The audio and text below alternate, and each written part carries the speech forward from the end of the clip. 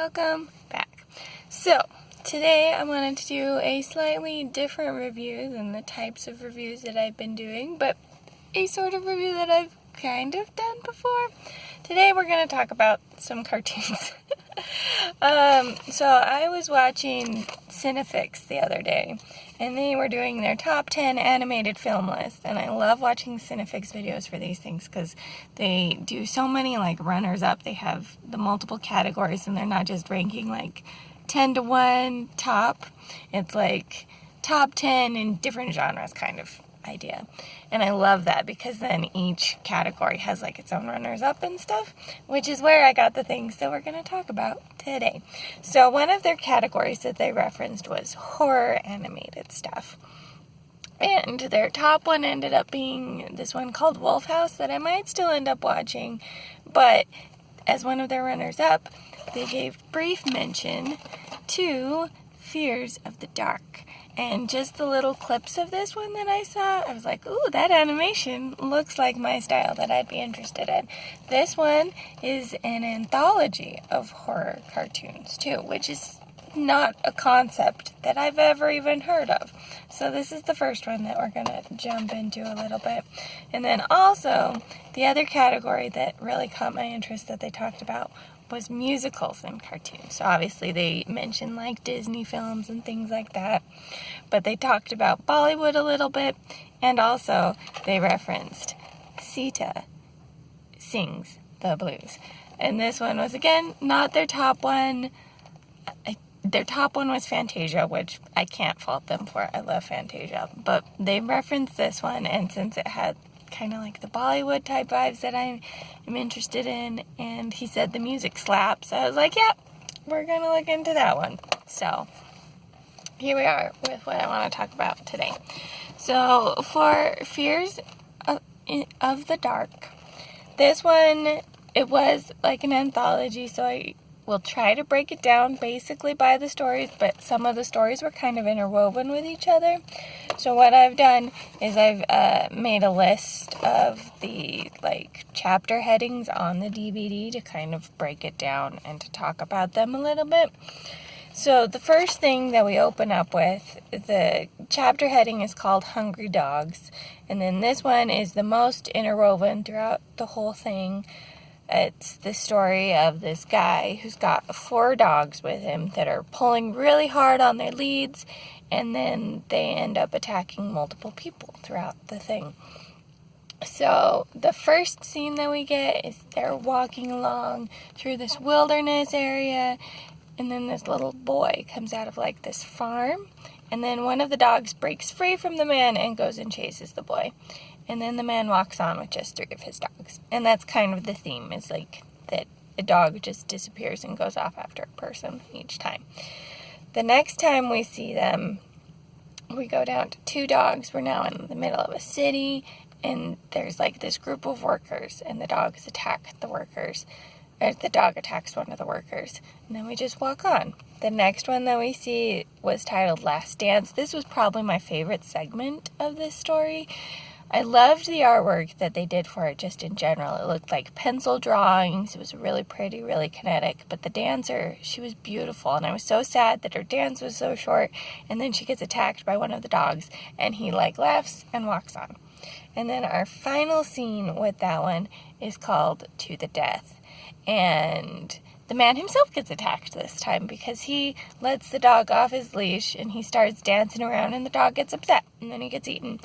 Which kind of just rewards, I guess, since he was letting other people get attacked. It was a strange story, and I'm sorry that I just completely spoiled the whole thing. But yeah, that was that one. And yeah, probably my favorite art style that was in it was that. Then the next thing that they do is also interwoven are these segments of narration with almost Escher-esque visuals going on with them. These ones were probably my least favorite part of the whole anthology because the narrations were I'm afraid of this. And then the visuals were very distracting. The film is in French, so I had a hard time following the subtitles during these sections because the visuals were so cool. So I had a little bit of trouble connecting to what they were trying to say within the narration of it. But I liked the visuals, I guess, since I just wanted to watch the Escher stuff going on. So there's that. There were a bunch of those sections too. I didn't keep enough track of them to be able to distinguish them all out by their chapter sections. So if you're curious about those, you'll have to go watch the film itself. Then next, we have Lara, which, oh boy, was this a creepy one. If you look on the back of the DVD, this top picture here is from Lara. The general premise of that one is that the boy, he really is into insects and stuff as a kid, and he finds this weird insect that he takes home, and then he loses it in his house, and he hears noises in his bed that wake him up, and it's implied that that's the bug waking him up. And so he takes that bed with him to college, still kind of keeps having those events. He meets a girlfriend, and then things progress and get really weird and creepy from there. That one I will not spoil, because that one took some turns that were like, whoa! But very creepy. Very creepy. That one kind of grossed me out a little bit, too. So there's that going into that one, too, to watch out for. It's very creepy. That one definitely caught me on the creep level. The next one to talk about would be The New Student plus Hajime World. This one was split up with The Last Dance in the middle of it, but I'm pretty sure it's all one story. This one, this little girl at the bottom of the cover over here, that's what that one is. So if that art style has any interest to you, that's what that one is. This one had a very Japanese feel to it, very Japanese inspiration. I'm not sure if it was written by an actual Japanese person or not, but it's this girl who goes to a new school and ends up being bullied by the kids there. The Hajime's World part that it's referencing, the town that she's moved to has this folklore about this samurai named Hajime who comes and haunts people. And so that's kind of the general premise that's going on there. She goes to a new school. She's going and gets haunted by Hajime. It had some really cool imagery. I loved the Japanese inspiration to it. That was probably one of my favorite stories within the anthology. So I don't want to spoil what goes on in that one either. But it was a lot of fun. And then next from there, we have The Great Plains. This one definitely had eerie feelings to it for me, but I was not as creeped out or engaged by the story, I guess. This one is a guy who goes back to his hometown and he recounts the story of his friend who disappears. And that's the general premise of it. I don't really know that I have much more to say about it. It was an interesting one to hear, but it wasn't super exciting, like I said. And then the final one to talk about is Light and Dark. This one really made use of the horror aspects, even just the title says, Light and Dark. That was what this one was all about. We see this man walking through the snow on this really stormy night. He gets to this house, and it's unclear if it's his house or if he's intruding on someone's house, because he does bang on the glass, let me in, and then he just comes into this house. He just kind of hangs out there, and it was so well done. When he first gets into the house, you're exploring the house through his perspective, so it's really dark. He lights a match, and so all you've got is this match flame lighting up the wallpaper and stuff. The visuals were so good in this one, so good. I loved it. And then, the direction of how the story goes, there's, this creepy lady that you see in the shadows. He goes through, this photo album that kind of tells what her creepy story is. And, it just builds and builds. The tension was so good. I loved it so much. The way they used the light and the dark for this one, my favorite. So, for that one, this guy who's on the front of the cover for Fears in the Dark, that's actually a clip from his, obviously without the title there, but that's the kind of light and shadow that you're getting in that story, and it was so good. I loved it. So if you're looking for some horror cartoon type stuff, this is a fun anthology for it. I never thought I'd be watching a horror anthology of cartoons, but it was a good one. I highly recommend it. I mean, obviously, if you have trouble with like French and subtitles type thing, maybe it won't be quite your cup of tea, but if you can get past that, it was really good. So now, to take a different vein and a different note, we have Sita Sings the Blues. This one is, as it says on here, a film by Nina Paley. I didn't really know the story going into this. I knew it was based off of the Ramayana, which I vaguely knew about because I watched The Little Princess as a kid, and she tells part of that story in there.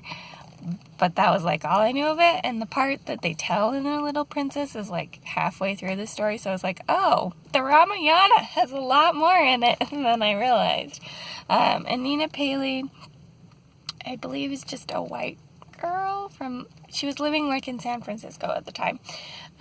So it's not like a Hindi person doing it, but she's got like a whole website for this, and she's got some fun like Q&A stuff on there talking about it, and she made the point that artists should be able to do things that inspire them and work with the things that inspire them. So she was really inspired by the story of the Ramayana because she was going through a breakup at the time. This movie also kind of delves into that. It's got some autobiographical bits of her breakup along with telling the story of Sita, and it was just really beautiful. I really loved it. It was a cool concept. So we've got Sita singing the blues, and then what the general like inspiration for the story was beyond like the Ramayana and stuff is Nina Paley was listening to some old records of Annette Hanshaw, who was a singer in the 1920s. So her songs are the songs that Sita sings.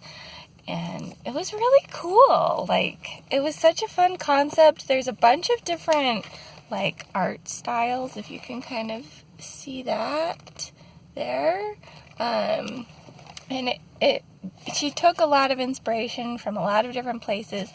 If you see this character up here, this dark shadowy person, there's like 3 different ones of those, and she actually got 3 Indian people together who were from different regions of India and had them like retell the Ramayana, and that's kind of the conceit behind that part of it.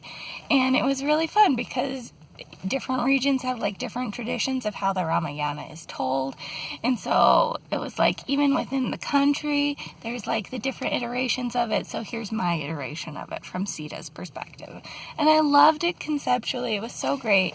This actually, she tried to make it also, it's like completely free. She's got like this creator endorsed thing that she put it basically in the public commons, Creative Commons, whatever that is called, copyright-wise, like the music, which is a beast. But other than that, this is all like Creative Commons and stuff. I'm pretty sure if you go to the website for it, you can just watch it there. I got it from my library because I didn't know about that at the time. But yeah, it's really great and really beautiful, and I recommend it. So you should go watch it. But yeah, I just wanted to talk about both of these because they were just a fun exploration. And yeah, so if you're looking for something fun to watch, those are my recommendations for you right now.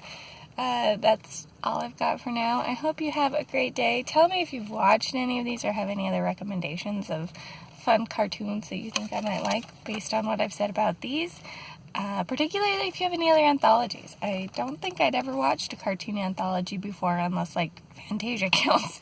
So if you have any other recommendations, particularly of that, I'd be very interested to see them. That's all I got for now. This is the Umlaut Harper signing out.